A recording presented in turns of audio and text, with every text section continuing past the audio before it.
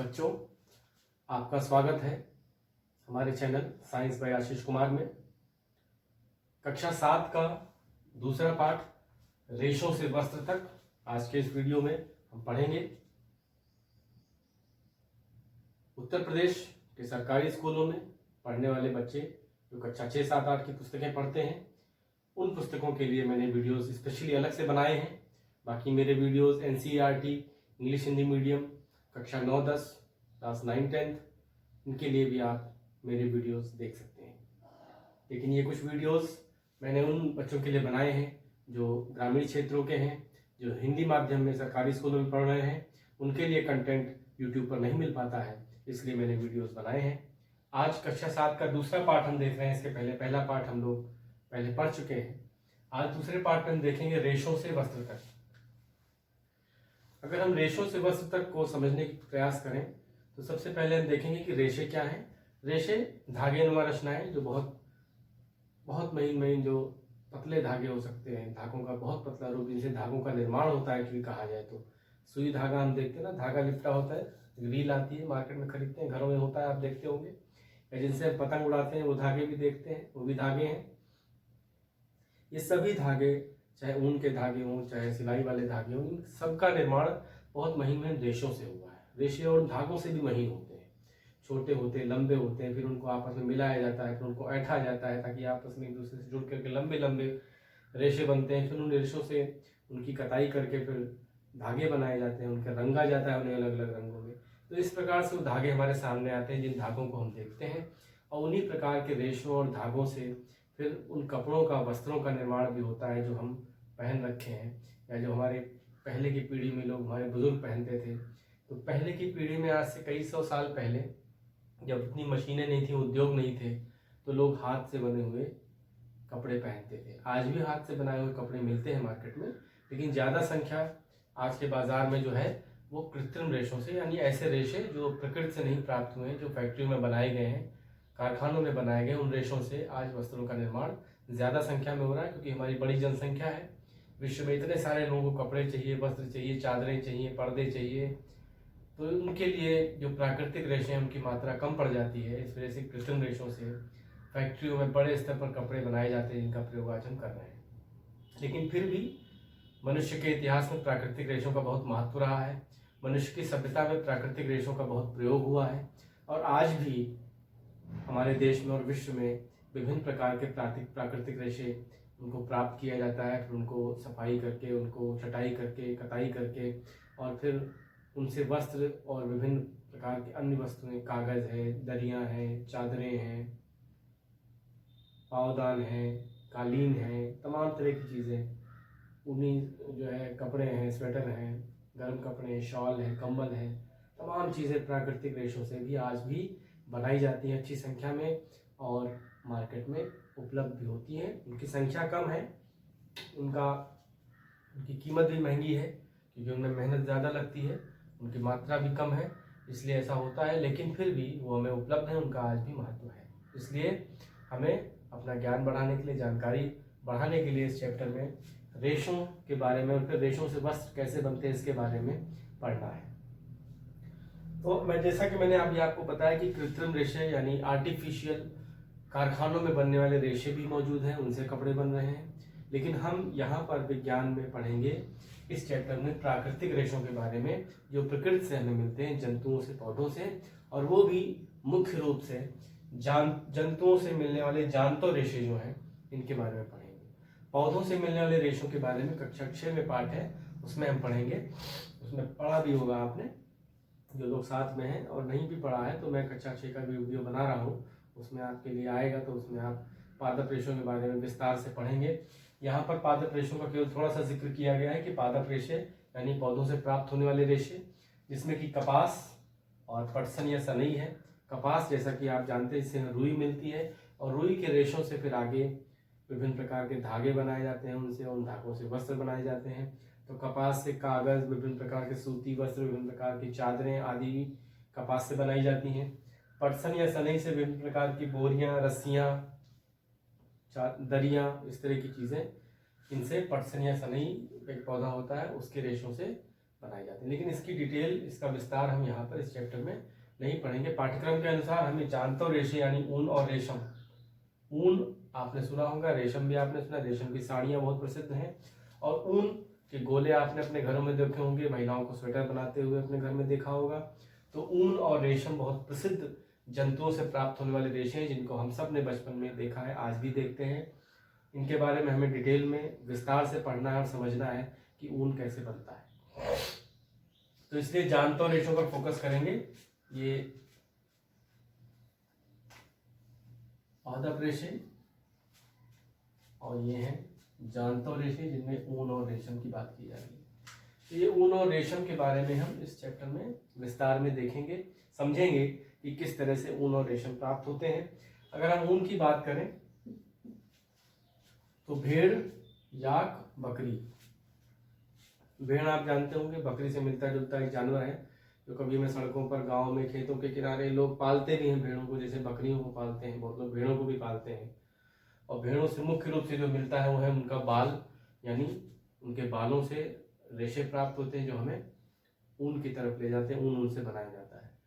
बकरियां, हमारे आसपास जो बकरियां पाई जाती हैं शायद उनमें उतने बाल ना हो जिनसे हम ऊन बना सकें, लेकिन वो बकरियां जो ठंडे प्रदेशों में पाई जाती हैं, ठंडे क्षेत्रों में पहाड़ी इलाकों में पाई जाती हैं, उनके ज़्यादा बड़े बाल होते हैं, मुलायम बाल होते हैं, जिनसे काट करके जिनसे ऊन बना सकते हैं। कुछ बहुत विशेष प्रजाति की बकरियां हैं जिनसे बहुत अच्छी क्वालिटी के ऊन प्राप्त होते हैं और उनसे बहुत अच्छी क्वालिटी के वस्त्र बनाए जाते हैं।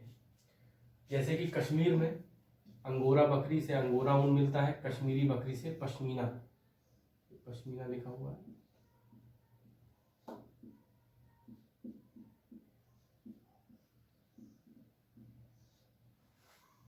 पश्मीना ऊन, अंगोरा ऊन, ये दोनों बकरियों से मिलने वाली अच्छी क्वालिटी के, अच्छी गुणवत्ता के ऊन है। और ऊन हमें भेड़, याक, बकरी तीनों से मिल सकता है। याक पहाड़ी क्षेत्र में पाए जाने वाला एक विशालकाय जीव है, जिसमें ढेर सारे बाल इसके शरीर पर होते हैं, क्योंकि वो बहुत ठंडे प्रदेशों में, तिब्बत और लद्दाख जहाँ बर्फ जमी रहती है अक्सर, वहाँ उस क्षेत्र में ये याक पाया जाता है।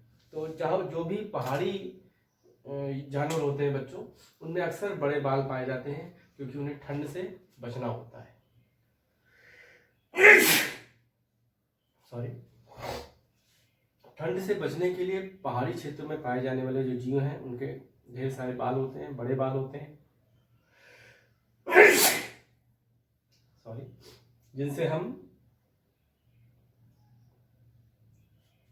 बात कर रहे थे कश्मीरी बकरी और अंगोरा बकरी की, जिसमें हमें अंगोरा ऊन और पश्मीना ऊन मिलता है।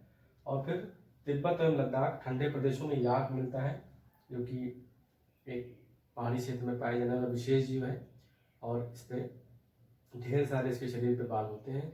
बच्चों, ठंडे प्रदेशों में जब हम देखते हैं तो हमें पता चलता है कि ठंडे प्रदेशों में पाए जाने वाले जीवों में अक्सर बहुत ज़्यादा बाल उनके शरीर पर होते हैं। और कारण क्या है कि वो उनको ठंड से बचाते हैं, इसीलिए उनके शरीर पर ज़्यादा बाल होते हैं। और वो तो अपनी सुरक्षा के लिए उन बालों को, उनके अंदर वो बाल होते हैं, लेकिन मनुष्य अपने स्वार्थ के लिए, अपने प्रयोग के लिए उन बालों को काट लेता है और बाल उनके फिर उगाते हैं। लेकिन उस बालों को काट करके मनुष्य उनसे ऊन बनाता है। उनको कुछ दिनों का कष्ट होता है, लेकिन फिर उनके बाल शायद आते हैं, उनको दिक्कत होती है, लेकिन फिर भी मनुष्य उनसे ऊन प्राप्त करता है। अगर हम प्रक्रिया देखें कि किस तरह से ऊन प्राप्त होता है, तो सबसे पहला काम करते हैं बालों की कटाई। भेड़ के बाल, बकरी के बाल, याक के बाल, इनको हम गर्मियों के समय में, जब बहुत ज़्यादा टेम्परेचर नहीं है, थोड़ा टेम्परेचर में थोड़ी राहत है, थोड़ी ठंडक कम है, तब हम काटते हैं, उन बालों की कटाई करते हैं, क्योंकि उनको उस समय दिक्कत कम होगी बिना बालों के। और फिर धीरे धीरे जब उनके बाल आएंगे तब तक बहुत ठंड आएगी, तो फिर उनको दिक्कतें कम होंगी।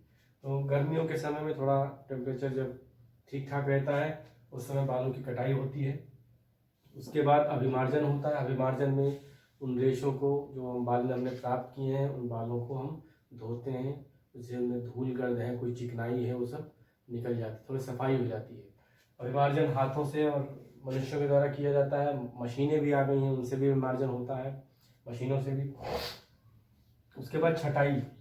छटाई में क्या होता है कि हम अच्छे रेशों को अलग करते हैं, थोड़े जो ख़राब रेशे उनको अलग करते हैं, अलग अलग लंबाई के रेशों को भी हम अलग अलग रखते हैं, क्योंकि हमें फिर उनको आपस में मिलाना है। तो हमें अलग अलग लंबाई के रेशे अलग कर लेते हैं, ख़राब रेशे अलग कर देते हैं, अच्छी क्वालिटी के रेशे अलग कर देते हैं। तो छटाई में इस तरह की चीज़ें हमें बढ़िया क्वालिटी के अलग अलग साइज़ के रेशे मिल जाते हैं। फिर कताई। कताई बच्चों धागे बनाने की प्रक्रिया में रेशों से महत्वपूर्ण क्रिया है। इस कताई में धागों को जो रेशे होते हैं वो आपस में उनको ऐंठा जाता है, वो आपस में एक दूसरे से साथ ऐंठे जाते हैं, जोड़े जाते हैं, जिससे धीरे धीरे उनके लंबे लंबे फिलामेंट तंतु बनते जाते हैं। इतना बड़ा रेशा है, एक रेशा है, दूसरा रेशा है, तीसरा रेशा है, चौथा रेशा है, पांचवा रेशा है, और रेशे हैं। इनको आपस में ऐंठा जाता है, मिलाया जाता है। और जब ये रेशे आपस में ऐंठते मिलते हुए, अलग अलग साइज के रेशे जब आपस में मिलते हुए आगे की बढ़ते हैं,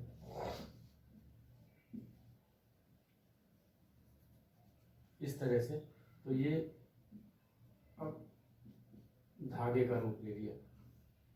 जो ढेर सारे रेशे ऐसे पड़े हुए थे, ये समझ लीजिए रेशे हैं।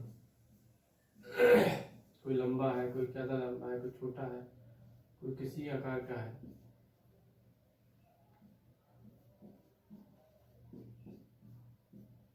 ये तो रेशे हैं। अब इन रेशों को जो अलग अलग यहाँ पड़े हुए हैं, जिनको हमने इकट्ठा किया है छटाई के दौरान, उनको हम आपस में मिलाते जाते हैं, उनको आपस में जोड़ते जाते हैं, ऐंठते जाते हैं। तो उस ऐंठन से धीरे धीरे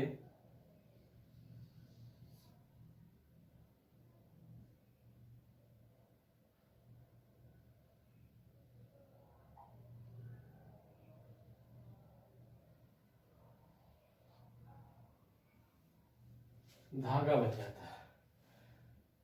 ये थोड़ा मजबूत होता है, थोड़ा रेशों से मोटा होगा, क्योंकि कई रेशे मिले हुए हैं, आपस में उनको जोड़ा भी गया है। तो ये रेशों की कताई जब होती है, इस तरह से उनको आपस में गूंथा जाता है और उनको जोड़ा जाता है, उनको ऐंठा जाता है, जिससे कि धागे द्वारा रचनाएं बनती हैं। उसके बाद कताई के बाद रंगाई। धागे जो भेड़, बकरी, याक के बालों से के रेशों से मिले हैं, बने हैं, ये या तो काले होते हैं उनके बाल, या तो भूरे होते हैं, या तो सफ़ेद होते हैं। हमें और रंगों के धागों की ज़रूरत है, ऊन की ज़रूरत है। तो ये जो ऊन बना है, धागा जिसको हम कह रहे हैं, ये ऊन जो बन गया, ये अलग अलग रंगों में चाहिए होगा, इसीलिए इसको हम रंगते हैं, रंगाई होती है। जिस भी कलर में चाहे रंग दें और फिर उसको हम बाजार में बेच सकते हैं। तो इस प्रकार से आपने देखा कि भेड़, याक, बकरी के बालों को काट करके, उनको साफ सुथरा करके, उनके रेशों की छटाई करके, फिर उनको आपस में जोड़ करके, ऐंठ करके, फिर धीरे धीरे कताई के द्वारा धागों का निर्माण होता है, फिर उनकी रंगाई होती है। और अब जो ये ऊन बन गए, अब इन्हीं ऊनों की अगर बुनाई कर दी जाए, इसके बाद बुनाई, अब बुनाई हो गई तो वस्त्र तैयार हो जाएंगे। क्योंकि बुनाई जब होगी, इन ऊन को आपस में गूंथा जाएगा, एक दूसरे के साथ जोड़ा जाएगा। आपने घरों में भी देखा होगा ऊनी वस्त्र बनाते हुए। तो बुनाई के बाद वस्त्र तैयार हो जाते हैं। तो इस तरह से आपने देखा कि किस प्रकार से हमें ऊन प्राप्त होता है विभिन्न प्रकार के जीवों के, भेड़, याक, बकरी आदि के बालों से। और अब अगर हम देखें, अगला हमारे पास है रेशम।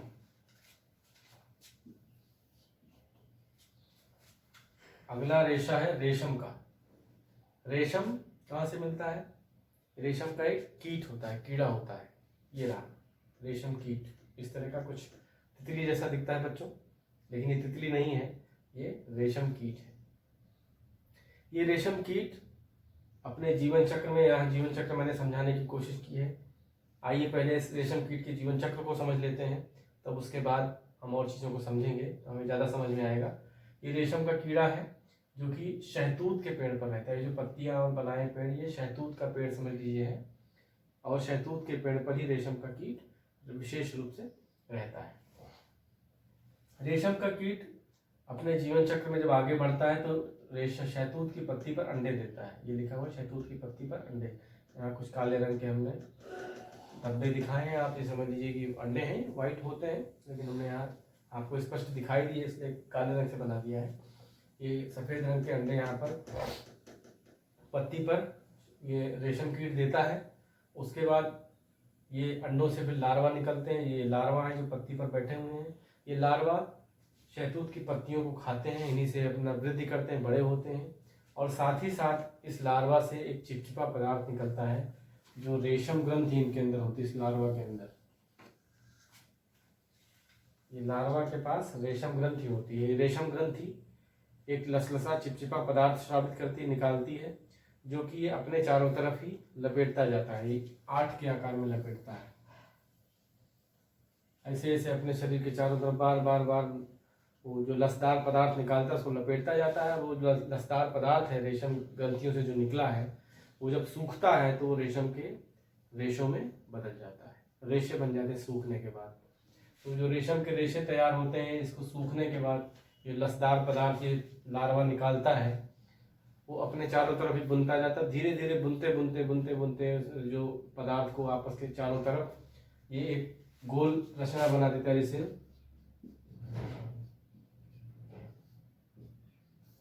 कोकून कहते हैं। गोला एक बना देता है, फिर उसी के अंदर अपना रहता है ये लार्वा।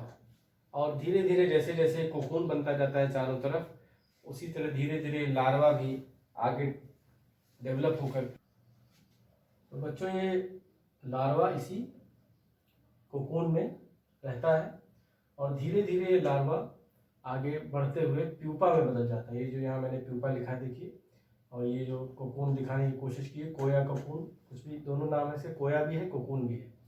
तो ये जो लार्वा इसके अंदर बंद था, ये धीरे धीरे प्यूपा में बदल जाता है। ये समझ लीजिए, ऐसा समझ लीजिए बच्चों की ये रेशम कीट के बचपन का नाम है।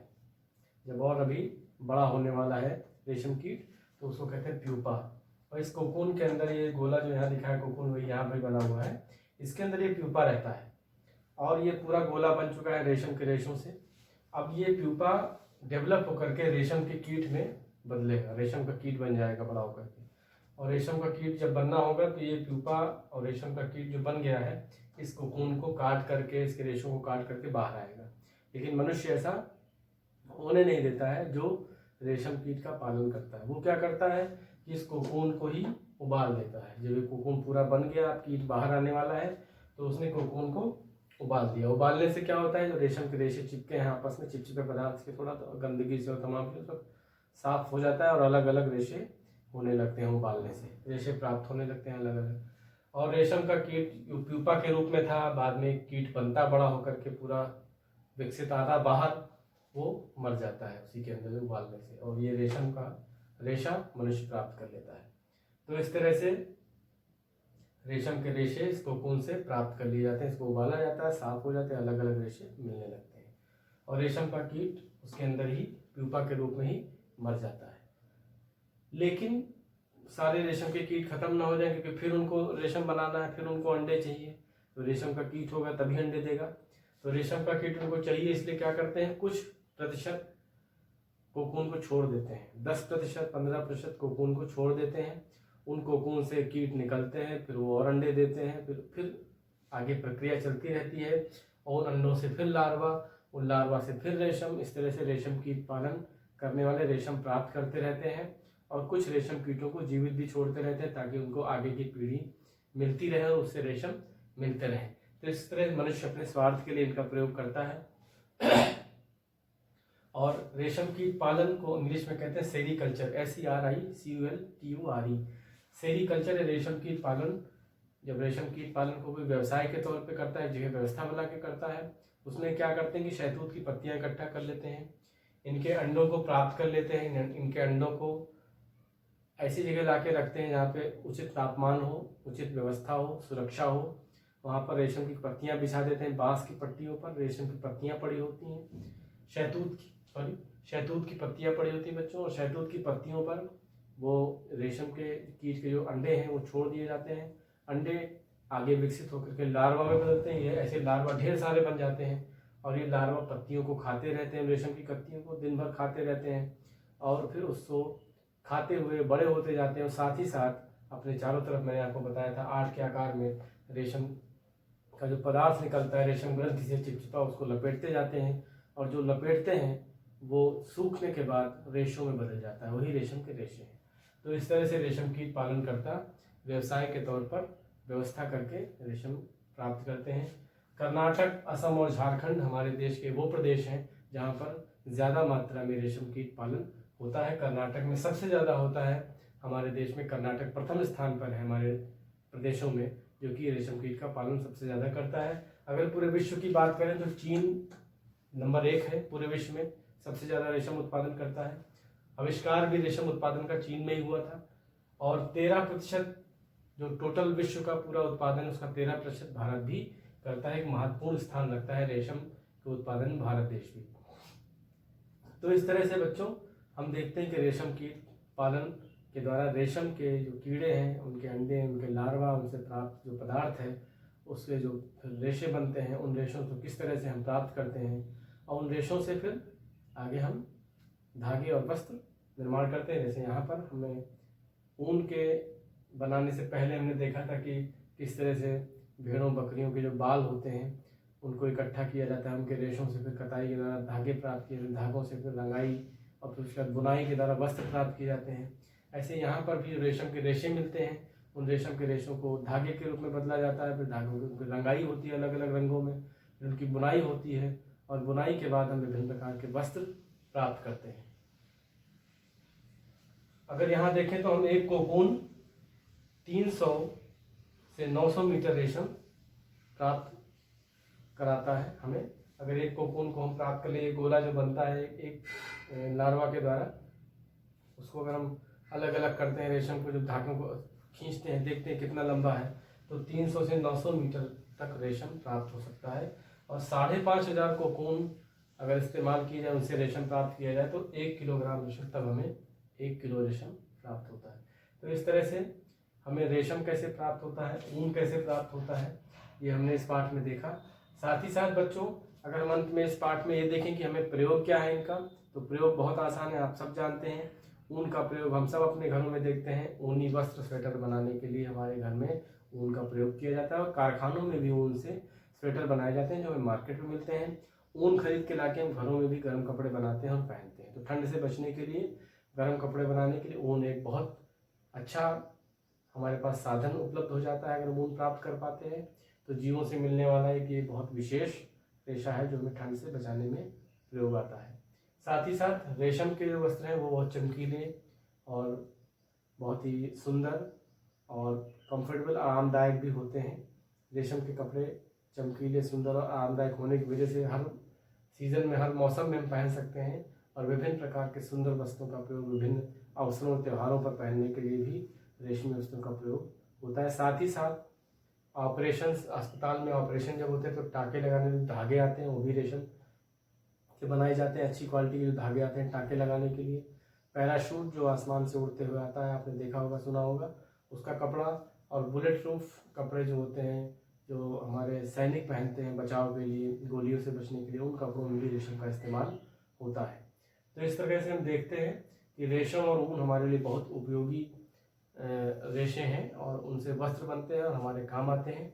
साथ ही साथ हमने पादप रेशों के बारे में पिछले चैप्टर में पढ़ने की बात हुई कि 6 में है वो। साथ में इस पाठ में हमें जंतुओं से मिलने वाले रेशों के बारे में पढ़ना था, हमने उसे पढ़ा।